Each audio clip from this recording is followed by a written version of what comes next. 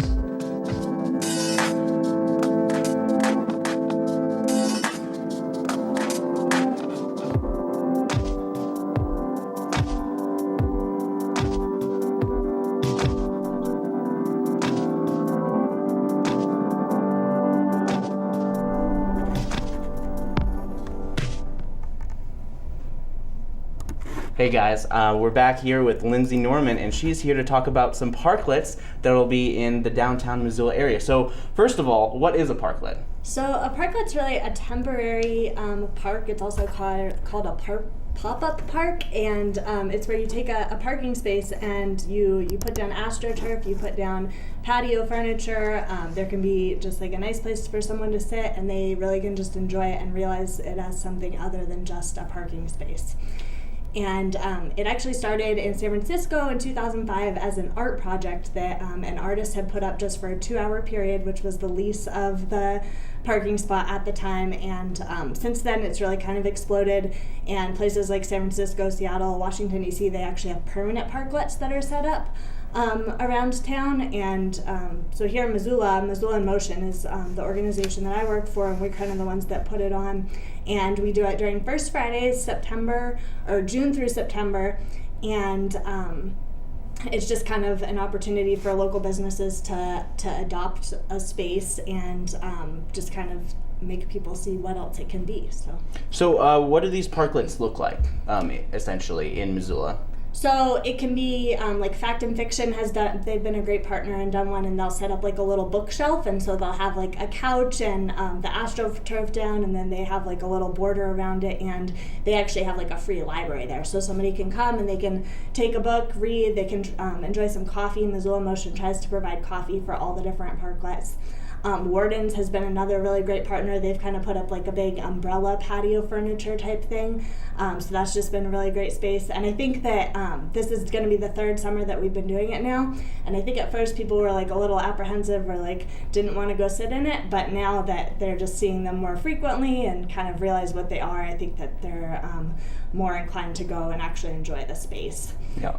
And from what I've noticed is that there's been a couple other places that kind of put out these parklets as well. I've seen them out front of the Green Light, the 406 store. I think they've had like 2 parking spots at one point where they kind of like have a long extension, and it looks like it's a nice cool little park where people can just hang out at. Yeah, definitely. And I know the Parking Commission has just been a really great partner with us in just donating the space all day long. And so normally they're set up from 10 a.m. until about 8 in the evening. So that kind of goes into First Friday. And so you can go out there, you can have lunch, you can have like a business meeting, you could just go hang out for a little while. And another one that was really cool was I believe it was Radius Art Gallery. They set one up, and it was actually like an art gallery. So you could go into the parking space, and then they had like little walls set up, and they were just displaying different artwork. So there are many opportunities for many businesses to actually do this. So how can people do this themselves here in Missoula? Yeah, definitely. So we're currently recruiting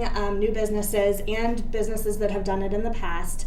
And really all that's involved is that you can go to our website, MissoulaInMotion.com, and then we have a Parklet tab, and you can just go there, and then it's just a Google form that you fill out, and then we have like a little liability waiver you have to sign, but really you're just responsible for setting up the space, so the parking commission will come and block it off in the morning, and then it's just kind of yours to do what you want with. So we have lots of different examples. Like I said, I mean, the bookstore, the art gallery, the just kind of general patio furniture, and then, different businesses can kind of put their spin on it and really make it their own. So. Well, that sounds really cool. And you guys usually do it First Fridays? Yeah, First Fridays, June through September. So today we're going to have Fact and Fiction is again doing one, and then we have the Jeanette Rakin Peace Center over on the Hip Strip. They're going to have one over there.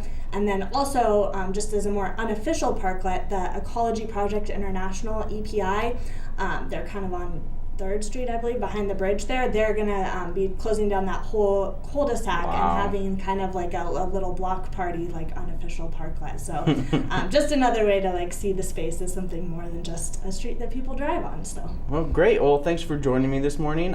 Is there anything else you'd like to say? No, I think that's all. Go check them out. And they'll be set up at 10 o'clock, Fact and Fiction, and Jeanette Rakin Peace Center. So. Well, thanks, Lindsay. Yeah, thank you. And we'll be right back right after this, all these new programs on MCAT.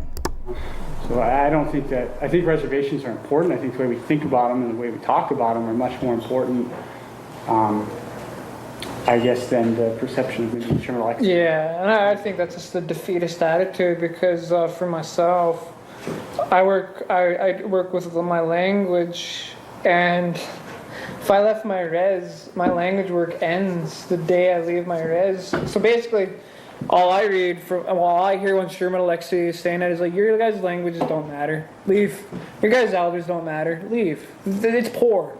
And to me, that's just an American idea of what wealth is, because when I go, I'm poor, you guys, I am. My money, my pockets are usually empty, but I'm rich. When I go home, I'm rich. I go down to town pump, I joke around. I got dogs following me around town. I got cousins and cousins. I hate this guy, but he's my cousin. It took about 10 minutes to get it. Not even, it wasn't even a good sentence by the end. It wasn't an elegant sentence. It wasn't a graceful sentence. It was just a concise sentence. And then I said, okay, it's taken 13 of the finest minds in Claremont. I was including myself, 13 of the finest minds, 10 minutes to rewrite the sentence. And then I paused for a second and I said, that's what you need to do with every sentence you write. And I got to tell you, they looked at me with horror and amazement. In a couple of cases, their mouths were literally hanging open. Not just at the scale of the task that was rising before them, if they wanted to be serious writers, but also at the fact that they had managed to get through 14 or 15 or 15 and a half years of education, and no one had told them this before. No one.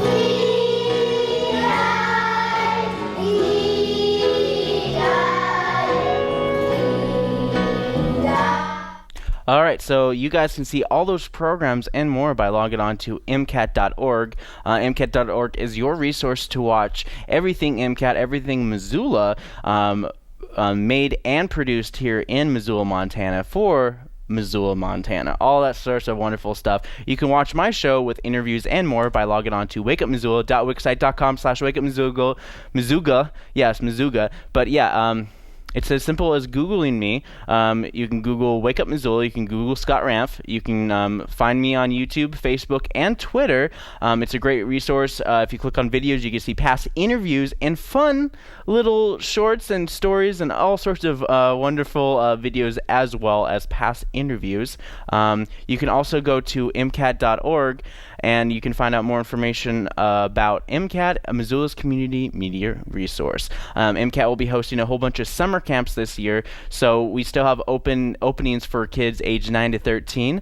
If you know a kid or have kids that are between the ages of 9 and 13, roughly, they can come join our summer camps. We have a wildlife filming camp. We also have a media camp where we dive into all sorts of little media tidbits here and there. We also have an animation camp, so kids who like some stop animation. We also I'm slowly learning some Adobe Flash stuff, so they'll be able to learn some animation as well. So let's see. Yeah. Yeah. Here's a nice little note. Boys and Girls Club will be coming down to MCAT in August. So from August 7th. Sorry about that. So from August 7th, pretty much all the way through August, kids will be coming down to MCAT to learn about MCAT, make some movies, and do some cool things. So if your kid is signed up with the Boys and Girls Club, that is a great opportunity for them to sign up with MCAT, Missoula's community media resource, and learn all sorts of little tidbits here and there. I'll show some Boys and Girls Club videos throughout the summer as well as a bunch of other kids videos. And speaking of kids videos, excuse me. I have a brand new Flagship Friday for you guys, and this is from Lowell School, one of my newest schools that I just started, and this is School in Order. And when I come back, we'll do some Pre-Critic stuff. Upstairs? Well, I know what I want to do when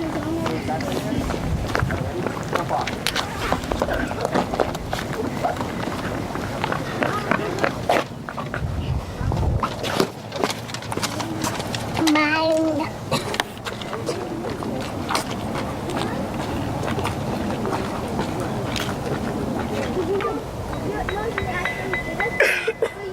No, I don't want to eat that. You say,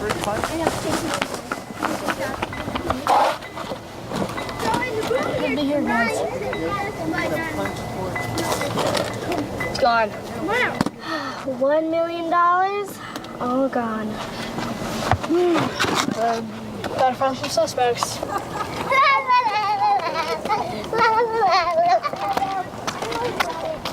Hello.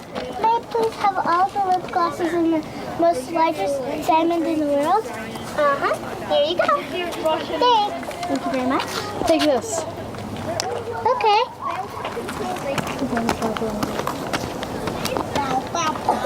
I'm gonna scan it first to make sure it's the right one. Yeah. It's the right one. I knew it looked familiar. That's why I gave the person that tracking device. Can I see that remote real quick? What's this? Hey, I've been here the whole time. Look at that. Someone stop copying me. Might as well get her. I mean, it's because we work for the Phoenix Foundation. Let's go. What a sunny day it is. At least I get shade from this tree. Where was the Phoenix Foundation? You have the right to remain silent.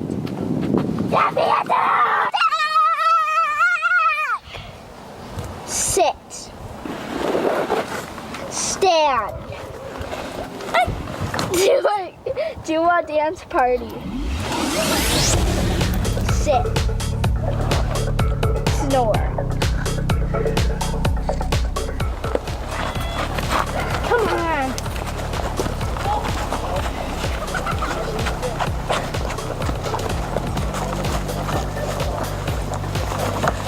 Spinner. Got it.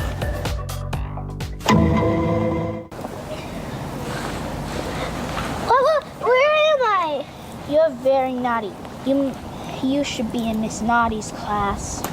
Exactly. The naughty kids go there, and they never come back. Same with Ryder, but she's still here.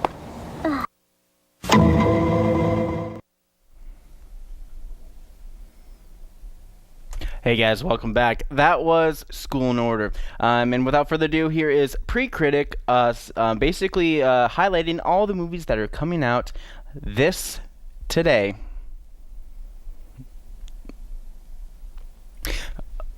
With everybody praising this movie, I will not, because this is Pre-Critic, and we don't usually like movies before we know anything about them. Here's another book movie adaptation about a famed superhero movie, Wonder Woman.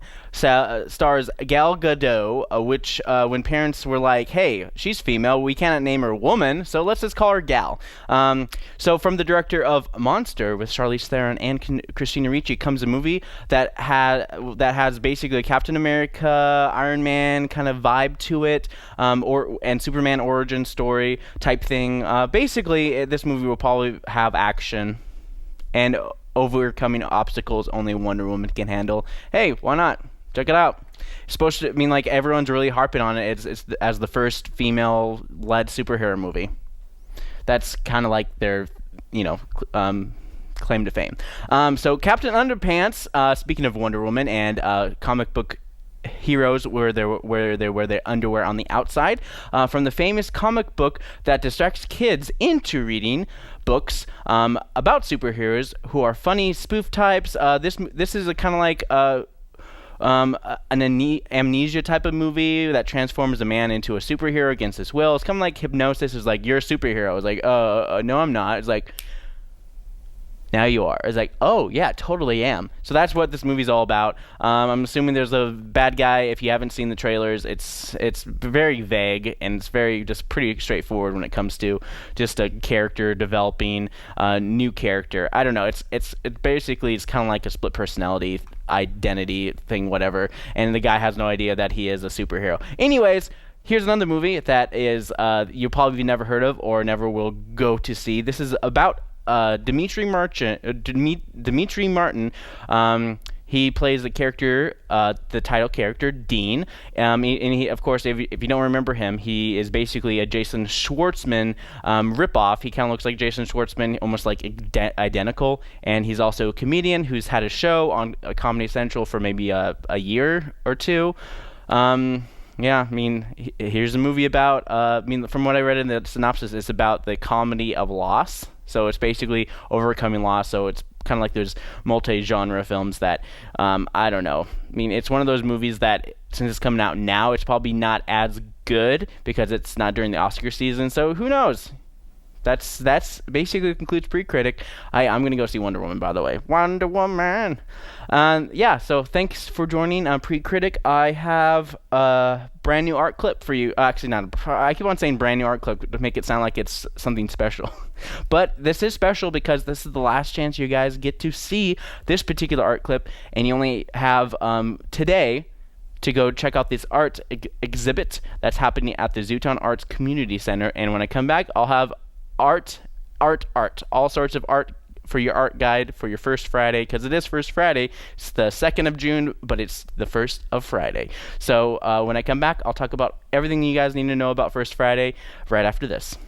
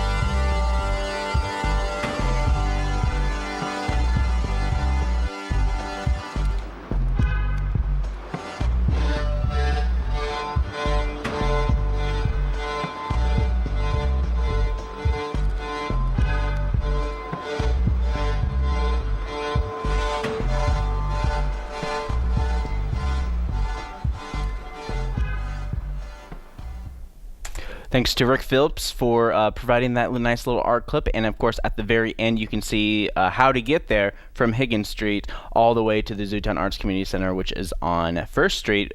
North First Street. There's a First Street and there's also a North First Street. It's weird. North side has their own Third Street, so it can be kind of confusing. So all you gotta need to do is go under the Orange Street Bridge, underneath the Orange Street underpass, and basically take your first right. And it basically should guide you right to the Zootown Arts Community Center. So it's a great way to get out and about, and today is the perfect time to get out and about. The weather's not going to be too hot. It's going to be in the 70s, so this might be the one and only chance to really go out and about and enjoy it without having to deal with temperatures that are going to be extremely hot, because by July and August, those two First Fridays are going to be one of the hottest First Fridays of the year. So without further ado, here is your art guide. I have a whole bunch of art stuff that are happening in and around the Missoula area, and we're starting off with 10 artists. So this is going to be happening at the Radius Gallery, and this is their figurative works. This is featuring the artists of Holly Anders, Chris Bivens, Victoria Brace, Hannah Lee Cameron, Ming Jongjing Kim, Linda Leslie, Megan Moore, Ben Peace, Chris Ricardo, Shannon Toxler. And this is a magnificent group show for doing 10 diverse artists in ranges of genre, photography, painting, media, and ceramics. So you can enjoy that all happening at the Radius Gallery, which is on Main Street, right across from the Empanada Place. You got Vanessa Smith Photography opening live music. So they're at the Zootown Brew. They're gonna have some live music and there's art there. Starting at 5 p.m. You can come check the super beautiful conceptual photography by Rocky Mountain School of Photography graduate Vanessa Smith. She will open your world with a little beauty coming out of the cocoon. Featuring local music by Larry Hirschberg and Francis, and the Gobble Pots, tasty coffee and summertime vibes, and you get to Let's Roll BBS, whatever that means. I'm reading it from the MissoulaEvents.net website, so usually people submit it and it's on there. It's whatever. I don't need to explain it to you. Moving on. First Friday with Maggie Hiltner. Meet the artist Maggie Hiltner as they celebrate her new exhibition with What Lies Beneath. Hiltner uses her skeleton as a metaphor to tie charged messages into and against the medium of fabric and stitching. Hiltner will give a gallery talk at 7 p.m. describing her process, and this is going to be at the Missoula Art Museum. The next one, we got the Clark Fork School. We're doing a collaboration show at Gecko Designs. Clark Fork School preschoolers, kindergartners, and non-niche students will be showcasing unique sustainable art pieces inspired the natural world and using recyclable material. The show will display over 100 brilliant works of art. Stop in and enjoy or donate to the school art program with donation jars and silent auctions of CFP teachers' personal art. So this is happening. It's going to support the Clark Fork School, and it's nice to see maybe a potential great artist coming out of the Clark Fork School. Moving on, we got Stained Melodies, and this is with Michaela Erickson. Stained Melodies comes. It's at Doc Sam. It's at Doc Sandwiches for a new exhibit. Drinks, appetizers, and music will be enjoyed, so bring your friends and family in to enjoy some of this art as well. Next up, we got Anna Vanuga. She'll be doing some art, a collection called Forces of Nature. All the paintings of this show are depictions of women, flora, and fauna that inspire Anna daily. All the art will be available for sale. Prices range from $150 to $450. Anna Vanuga was raised in the Wind River Mountains of Wyoming and currently resides in the southwest Montana. Why did I say the southwest? In southwest Montana. Anna's art is influenced by the world of open spaces, wild animals, and the softness of divinity found in all living things. Moving on before you catch me in my tongue twisters. Reception window gazing works by Donna Flannery. The Clay Studio of Missoula is proud to present the solo exhibition featuring the ceramic works of recent artists in residence and current studio manager Donna Flannery. You got playful paintings, animal characters, envelop the surface of her pottery, referencing the narrative forms of children's books and comic books. A sequence develops from the use of three-dimensional space, often two distinct sides to create the narrative, different views, and reveal new information as the viewer walks around the piece or move it with their hands, because both sides are never viewed in the same moment. Both space and time are needed in the telling. So what I can say about the Clay Studio of Missoula is that a lot of their art installations don't last long, so you don't have much of a chance to check art by Donna Flannery and other clay studio artists as well. How do cows do selfies? So Cow and Selfie First Friday Art Show at the Frame of Mind Art Gallery. This is on display at the Frame of Mind, the Monty Dolock Gallery on the 1706 Brook Street. It's this first Friday are two contrasting bodies of work by Maggie Hamilton and Alyssa Wynn. Both artists are originally from out of the state and have a unique perspective on Montana culture, like everyone else from out of Montana. The exhibition consists of art about the Western ranching communities and the millennial community of social media users. Free wine and a cheese plate will be served, and blah blah blah. Cheese, hors d'oeuvres. They have hors d'oeuvres in all these places. You can check it out just by going to these places. It's open for anybody. It's an open art walk guide. Missoula Art Museum, Dana Gallery, Three Ravens. I'm just naming these off the top of my head. Gecko Designs, and of course all these other places like Taco del Sol and like these other businesses also have art basically hanging up in their facilities as well. Zootown Brew E3 Convergence Gallery has an art installation right now. I always have trouble having an over the shoulder of the E3 Convergence Gallery because their pictures that they upload online has some kind of PNG function that the TriCaster cannot use. But that's more of my own personal problems than their picture format. That's wrong picture format. Okay, so I have another clip for you guys. This is something I made just the other day. This was on what day was it? It was on Wednesday. So Wednesday, I went to the Knowles Hall. The Missoula City Fire Department did a high-rise fire scenario. So I have a nice little video from that. And when I come back, I'll have your city council report where they talk about an open space bond from the open space bond money that they provided for a new park that nobody can actually step foot on. And also they're talking about the Missoula's Water Company finalizing that deal, and it's also the final of the final deals. All the paperwork's all clear, it's all done, and I'll have a little bit more on that after this video.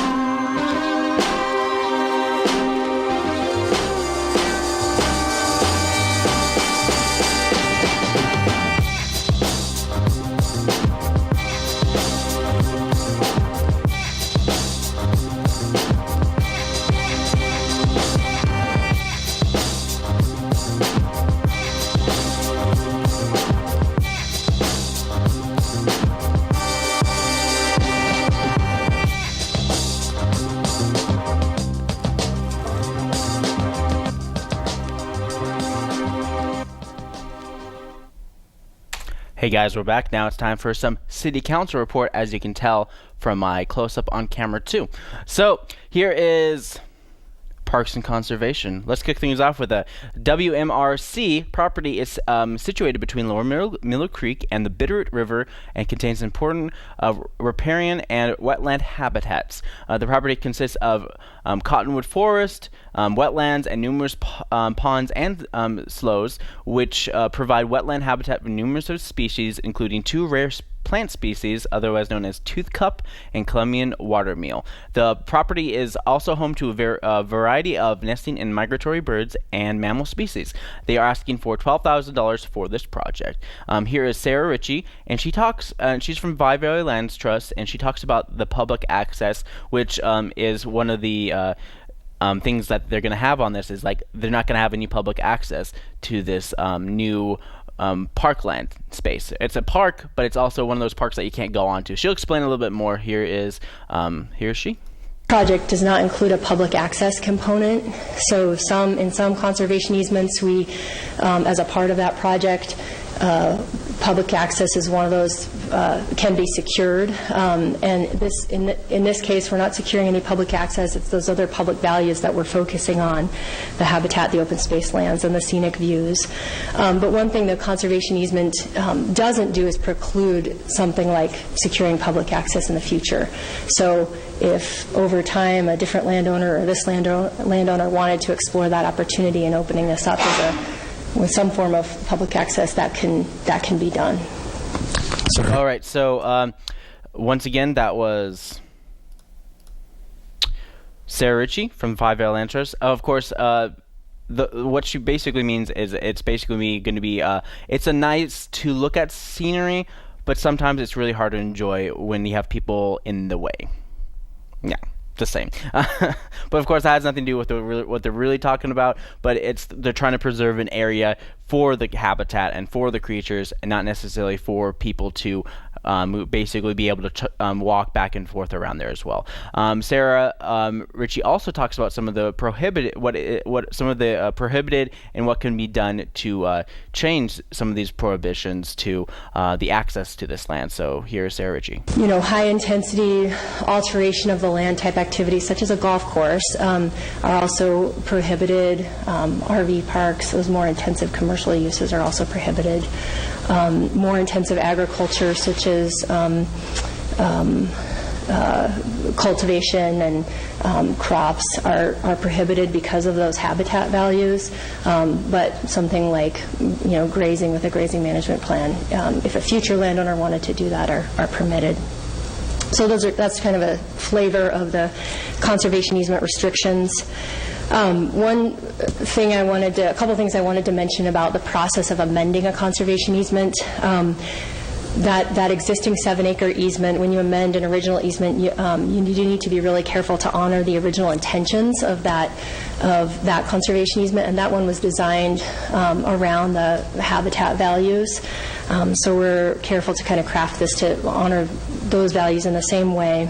All right, so what she basically means is that things and values can change over time, and many areas such as these can change since they are owned by private ownership. It's near the Linda Vista Golf Course. It's in that general area. They have a lot of different habitats for the animals already around the golf courses, but they want to also protect this from any kind of encroachment of commercial and any kind of use for the populace to preserve some of the habitats of the native species of plants and animals. But agreements on the land can prevent any development of future projects, even if they are parks. So it's also prohibiting basically making them into a park and public land type of area. It's more of a habitat. So the difference between a habitat and, let's say, open space area where people can, like trails and whatnot, it's completely like prohibiting access to these areas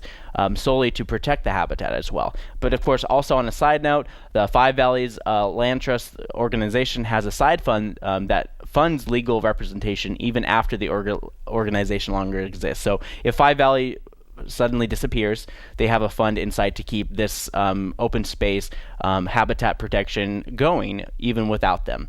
That's just a little side note for somebody if you care to know. Elizabeth Erickson, she's also talking about this. She's on the commission as well. She's not with Five Valley Land Trust. I don't quote me on that. Elizabeth Erickson talks about the open space bond, and that talks about the funding and this and other conservation easements in terms of conservation.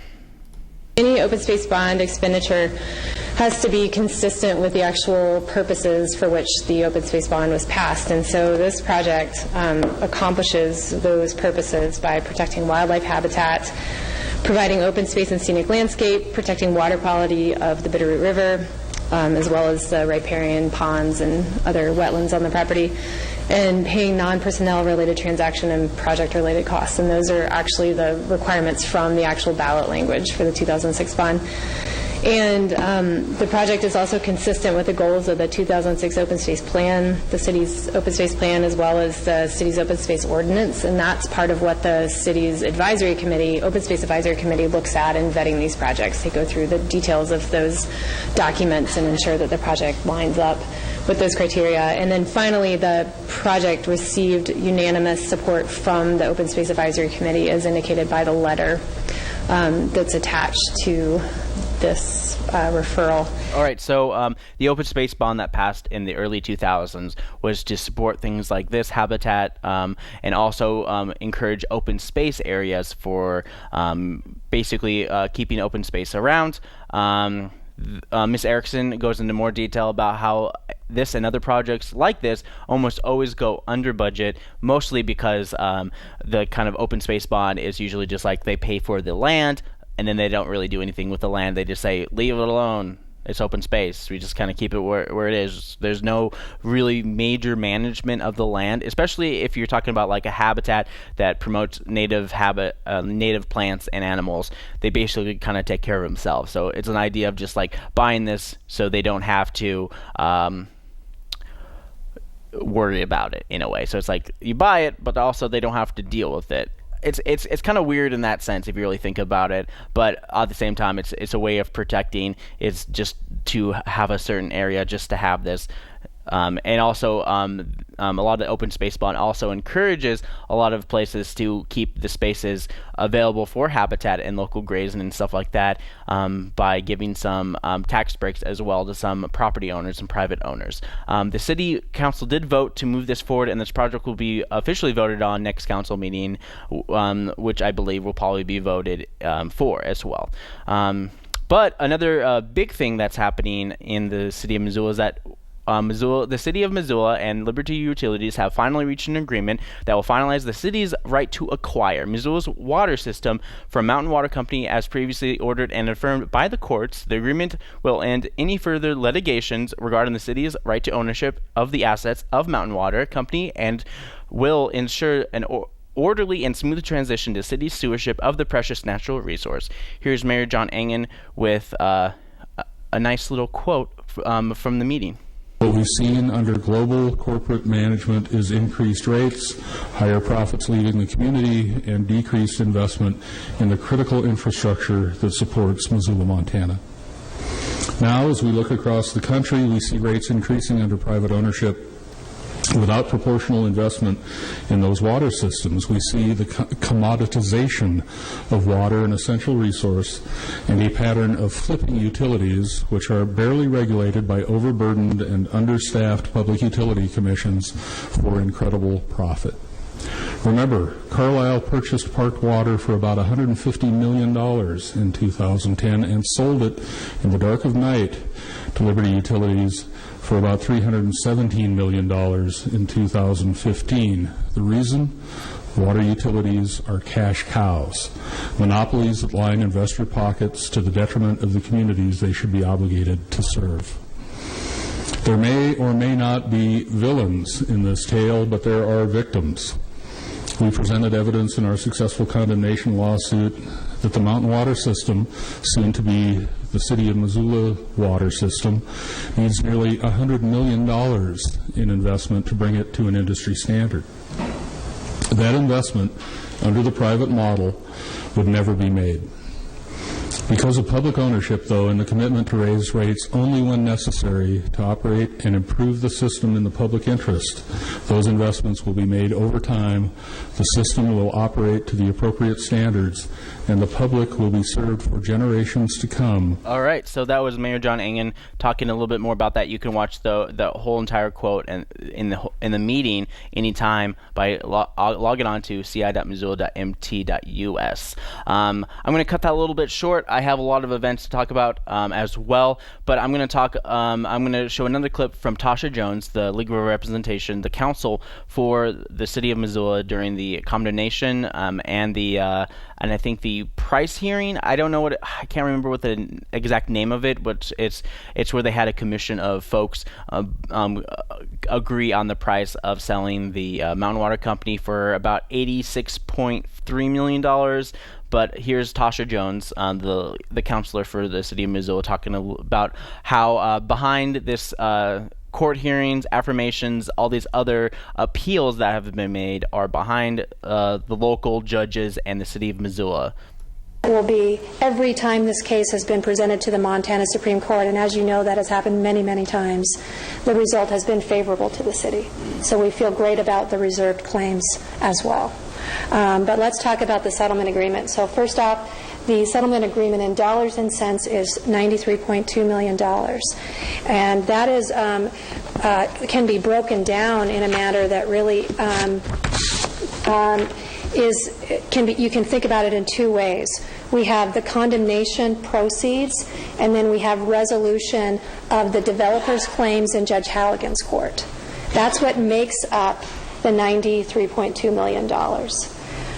Out of that payment, what happens is there are certain payments and there are certain credits to the city. So first there'll be a payment to Mountain Water Company in the amount of $83.8 million. And what that payment represents is the fair market value of all assets of the system, the attorney's fees, and litigation expenses that were awarded to Mountain Water Company, and the post-hearing improvements, so those items of capital improvements that Mountain Water alleged to have made after the hearing where the commissioner set the price of $88.6. So why is that less than $88.6? That's because of Judge Halligan. So in Judge Halligan's court, there were certain items that needed to be paid out of the condemnation proceeds. And so when we look at the other payments, there'll be a payment to the petitioner developers. This is the main group of developers that were represented by Rob Bell and his law firm in Judge Halligan's court.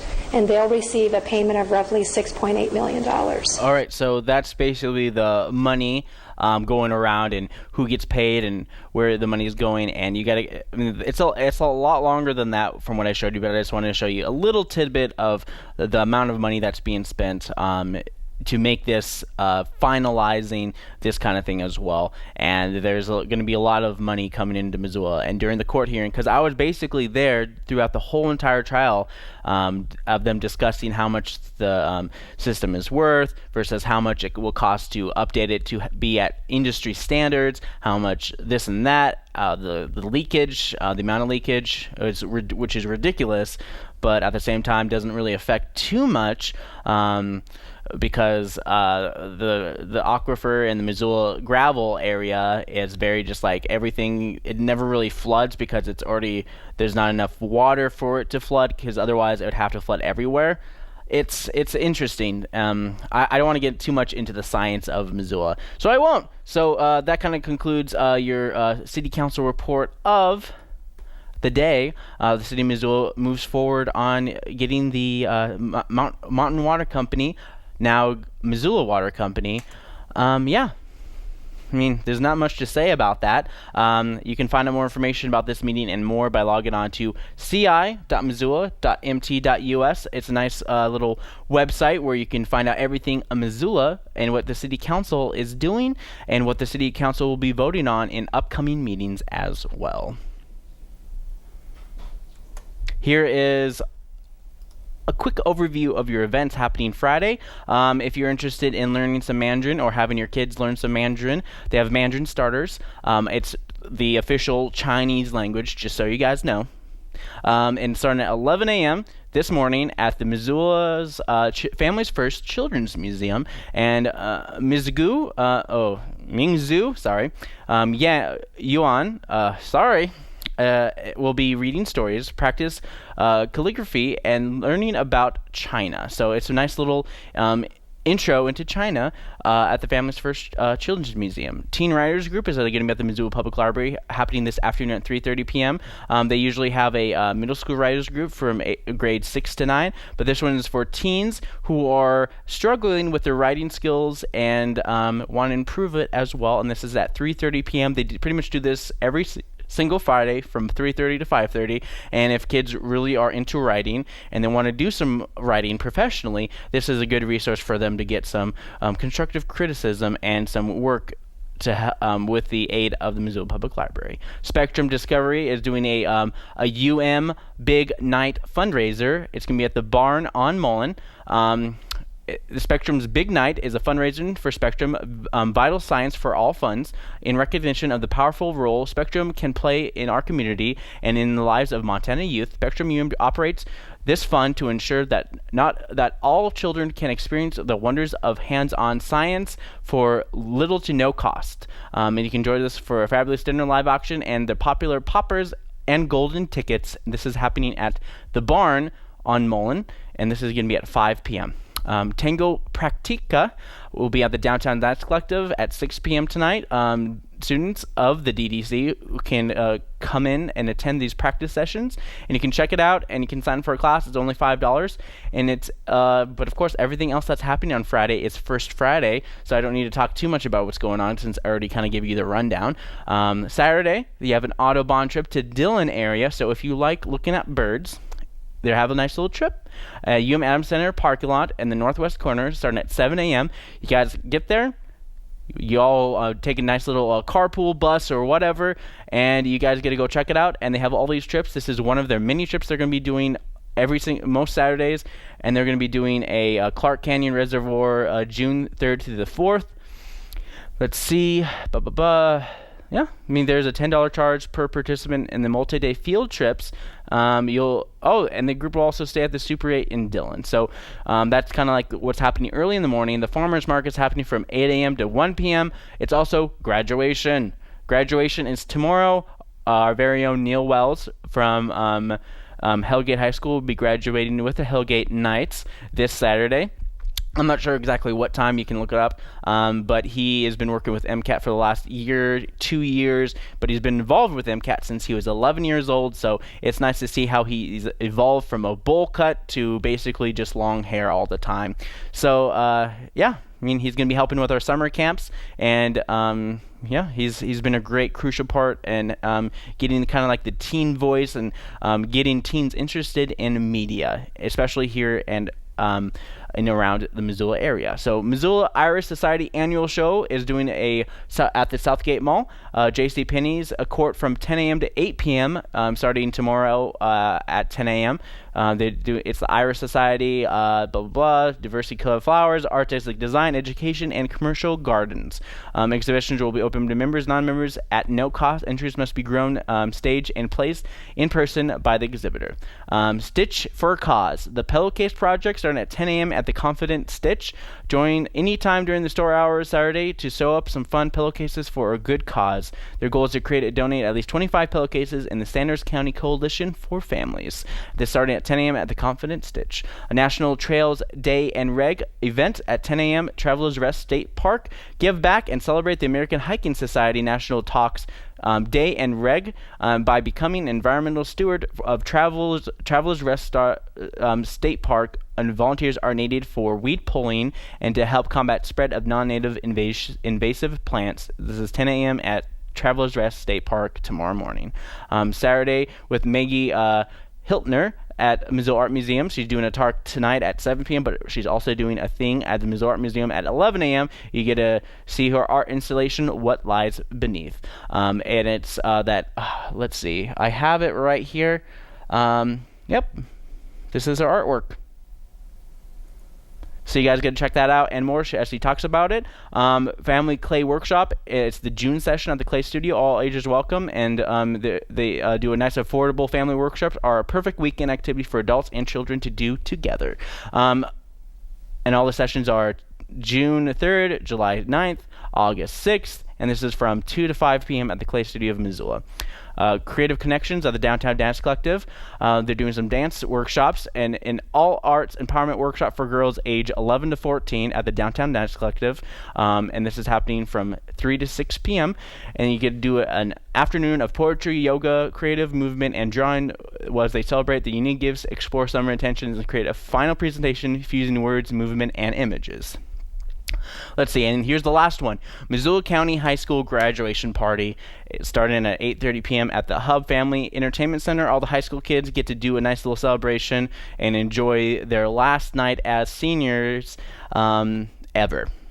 So they're going to be graduating high school. Some of them will be going to college. Some of them will be working over the summer. Some of them will take a year off to find themselves before they go to college, which is smart if you don't know what you're going to do in college, but it's stupid if you know what you want to do with your life, and you shouldn't just take a year off. Anyways, that basically concludes everything that you need to know what's happening in and around Missoula. I want to thank you all for joining me. I want to thank Linzie Norman for talking about all the parklets. If you're an organization here in town, you go to MissoulaInMotion.org if you want your organization to represent parklet into basically convert a parking spot in front of your business or non-profit to a nice little parklet area to kind of showcase your area. It only requires you to be there from 10 a.m. to 8 p.m., but if you're already at work that day anyways, it doesn't really matter since you be there. And hopefully MCAT will be doing it in July. I'm going to try to spearhead that, and maybe we'll do some live streaming and live show. I'll do my morning show on July 7th for that day. So look for it then, and thanks for joining me this morning. I just want to thank them once again, the City of Missoula's Fire Department, for allowing me to go down and film their high-rise fire scenario at Knowles Hall. Everyone's fine. Everyone was saved in this scenario. No one fake died. Everyone lived. Everyone fake lived too. So once again, summer camps are up. We still have room in all our summer camps except for our zombie camp.